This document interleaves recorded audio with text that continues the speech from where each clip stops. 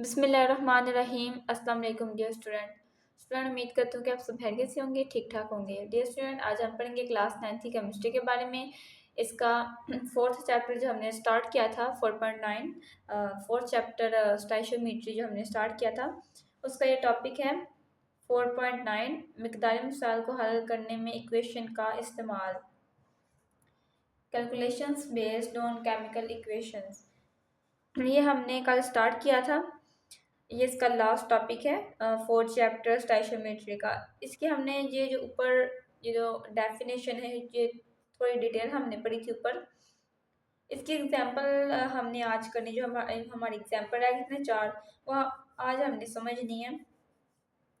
तो शुरू करते हैं। बिस्मिल्लाहिर्रहमानिर्रहीम। ऊपर हमने पढ़ा था कि वो कहते हैं कि जो मुकम्मल जो बैलेंस्ड इक्वेशन होती है ना, वो रिएक्टेंट्स या प्रोडक्ट्स की दोनों की जो मोल की निस्बत होती है या मोलर मास होती है वो बताती है। अगर हमारे पास प्रोडक्ट्स के मोलर मासेस हों तो हमें रिएक्टेंट्स के मोलर मासेस पता चल सकते हैं, रिएक्टेंट्स के हों तो प्रोडक्ट्स से पता चल सकते हैं मोलर मासेस। फिर उन्होंने हमें एग्जाम्पल दी कि किस तरह एक मोल कैल्शियम कार्बोनेट 2 मोल हाइड्रोक्लोरिक के साथ रिएक्ट करके 1 मोल कैल्शियम क्लोराइड, 1 मोल पानी और 1 मोल कार्बन डाइऑक्साइड बनाते हैं। ठीक है। कैल्शियम कार्बोनेट यहाँ पे 100 ग्राम है, हाइड्रोक्लोरिक यहाँ पे 73 ग्राम है। ये आगे उन्होंने के ग्राम्स बताए हुए हैं। वो कहते हैं रिएक्टेंट्स का जो मास होगा प्रोडक्ट से टोटल मास के बराबर होगा। ये हमने कल पढ़ा था।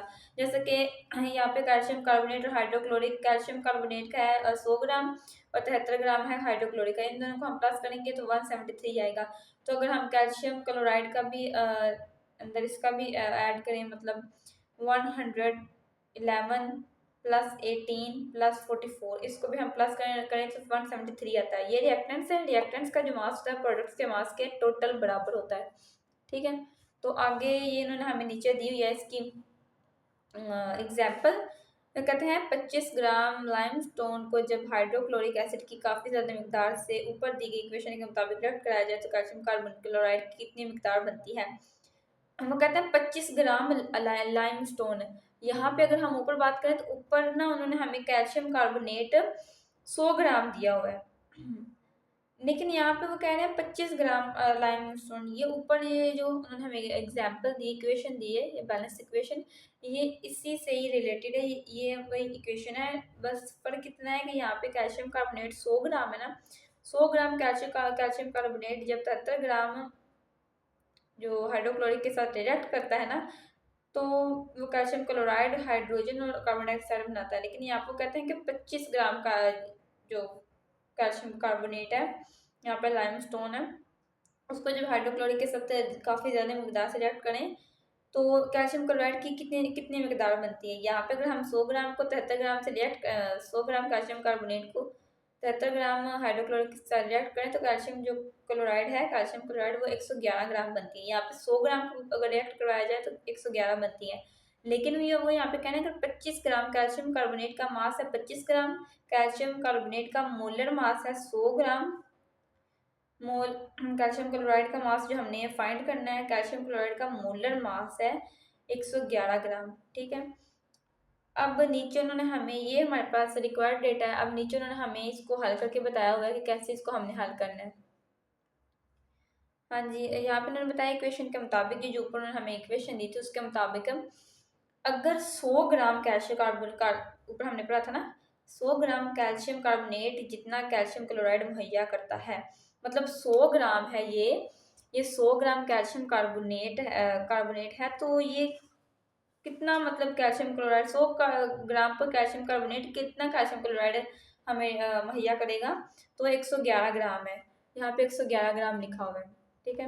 अब वो 100 से डायरेक्ट 1 पर आ गए हैं। ये उन्होंने हमें आगे अगला स्टेप दिया है कि 100 से डायरेक्ट वो 1 ग्राम पे आए हैं। कहते हैं 1 ग्राम यानी कि 1 ग्राम कैल्शियम कार्बोनेट जितना कैल्शियम क्लोराइड मुहैया करेगी।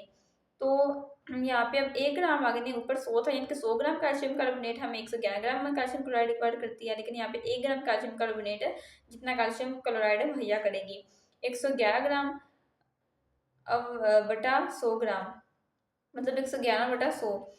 तो यहाँ पे ये जो ऊपर उन्होंने हमें जो 100 ग्राम कैल्शियम कार्बोनेट दिया है ना, वो यहाँ पे आके डिवाइड हो जाएगा। 111/100 ग्राम, ये यहाँ पे आके डिवाइड हो जाएगा। आगे वो नीचे कहते हैं कि 25 ग्राम कैल्शियम कार्बोनेट जितना क्लोराइड कैल्शियम क्लोराइड मुहैया करेगी, 111/100 ज़रा 25। अब ना उन्होंने इसको जो उन्होंने इसको डिवाइड करके जो आंसर है उसको मल्टीप्लाई करके हमारा आंसर आ गया। अब उन्होंने इसमें किया क्या, इसके बेसिकली 3 स्टेप है जो हमें अगली सारी एग्जांपल्स में हमें वही जो 3 स्टेप है वही हमने पुट करने हैं, तो हमारा आंसर आ जाएगा। ये सिर्फ 3 स्टेप है। अब उन्होंने पहले स्टेप में हमें ये बताया है कि 100 ग्राम जो कैल्शियम कार्बोनेट है, ऊपर जैसे उन्होंने हमें इक्वेशन में बताया था कि 100 ग्राम अगर कैल्शियम कार्बोनेट कितना कैल्शियम क्लोराइड मुहैया करेगा, तो 111 ग्राम जो इक्वेशन के मुताबिक है, बैलेंस्ड इक्वेशन के मुताबिक है।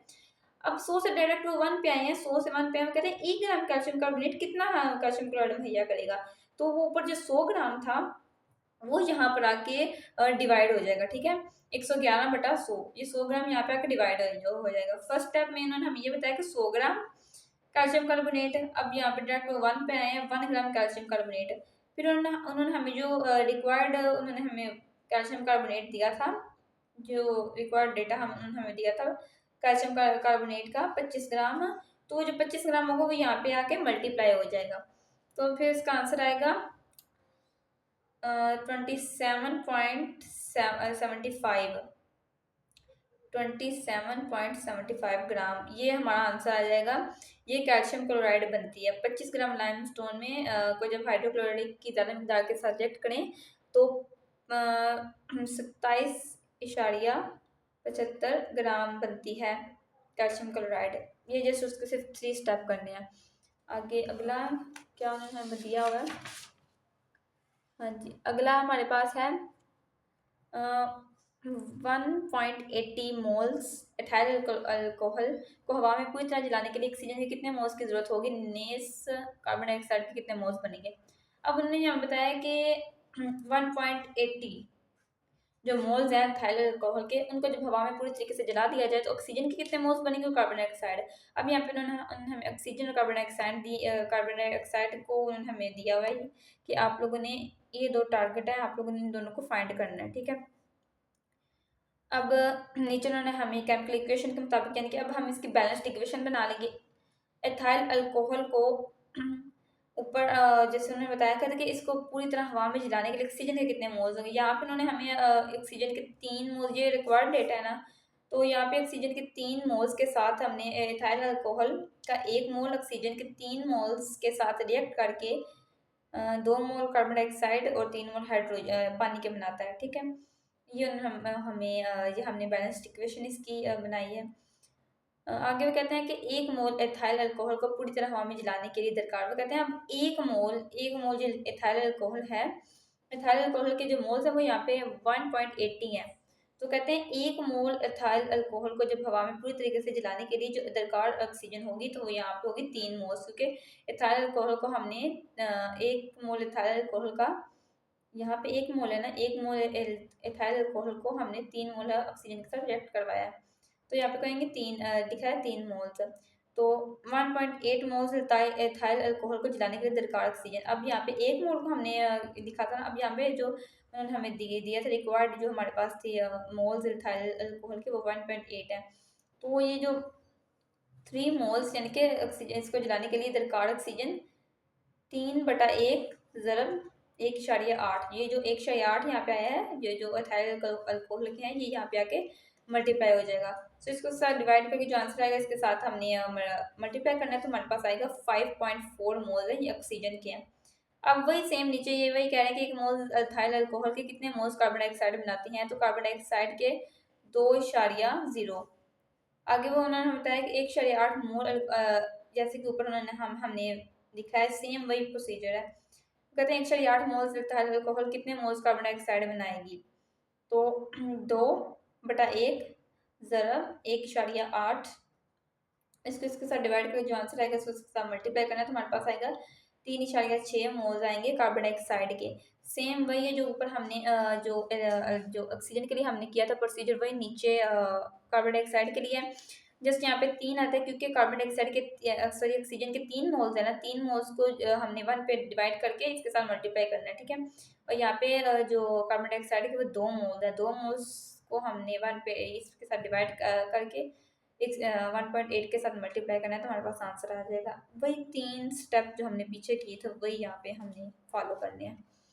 आगे नीचे उन्होंने हमें दिया है जी अगले एग्जाम्पल। इस एग्जाम्पल को भी ऐसे ही करना है कि एल्यूमिनियम के साथ ऑक्सीजन रिएक्ट करके एल्यूमिनियम ऑक्साइड बनाती है, और 0.3 मोल्स एल्यूमिनियम से रिएक्ट करके ऑक्सीजन के कितने मोल्स ग्राम से बनाएंगे। ये भी सेम ऊपर वाला है, कहते हैं 0.3 मोल्स एल्यूमिनियम के 0.3 मोल्स एल्यूमिनियम से रिएक्ट करके ऑक्सीजन के कितने ग्राम से बनाएंगे। अब यही वो हमने यहाँ पे एल्यूमिनियम के जो 4 मोल्स ऑक्सीजन के 3 मोल के साथ रिएक्ट करके 2 एल्यूमिनियम ऑक्साइड के मोल बनाते हैं, ठीक है। तो ये 4 मोल्स एल्यूमिनियम के लिए दरकार ऑक्सीजन, ये देखा ना 4 मोल है ना ऑक्सीजन एल्यूमिनियम के, 4 मोल ऑक्सीजन एल्यूमिनियम के लिए दरकार ऑक्सीजन है जी 3.0 मोल्स, ऑक्सीजन है 3.0 है मोल्स। अब आगे 1 मोल एल्यूमिनियम के लिए दरकार ऑक्सीजन जो 4 है वो यहाँ पे आकर डिवाइड हो जाएगा, फिर ये 3 है 4 से डिवाइड होगी, इसका जो आंसर आएगा वो 0.3 से मल्टीप्लाई होगा, इनका जो आंसर आएगा वो ये है 0.225। मतलब वही सारा प्रोसीजर है, वही आपने करना है जो हमने फर्स्ट एग्जाम्पल की दफ़ा किया था। यही 3 स्टेप को हमने फॉलो किया था, ये वही है सारा कुछ कि आपने बस 100 ग्राम फिर 1 ग्राम पे फिर जो जो रिक्वायर्ड हमें जो देंगे एग्जाम्पल में जो रकम है रिक्वायर्ड डेटा वो हमने लिखना है, तो मतलब डिवाइड करके जो आंसर आएगा उसको मल्टीप्लाई करना है तो हमारा आंसर आ जाएगा। इजी सी है।